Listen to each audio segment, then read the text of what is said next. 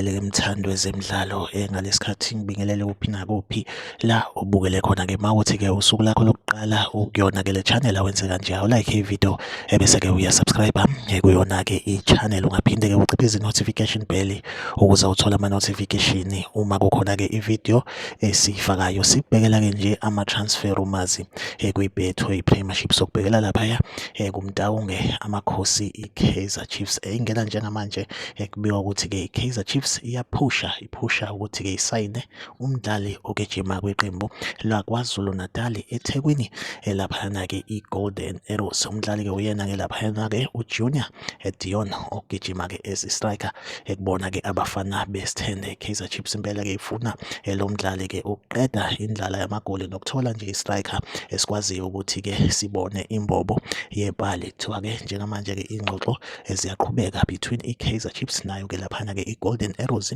yaKwaZulu Natal eThekwini. Siwafisela inhlanhla amakhosi ukuthi-ke ingxoxo zabo nayo-ke i-Golden Arrows zibe impumelelo. Simbone-ke uJunior Dion egijima-ke wona-ke amakhosi evalela amagoli. Iyona update engiyiphethele njengamanje. Like ivideo, subscribe kuyona-ke i-channel. Mina nawe ngizohleze ngikhona la engulethela-ke ama-transfer news kwi-Betway Premiership. Okwamanje-ke ividiyo yethu asibambe la, nisale kahle.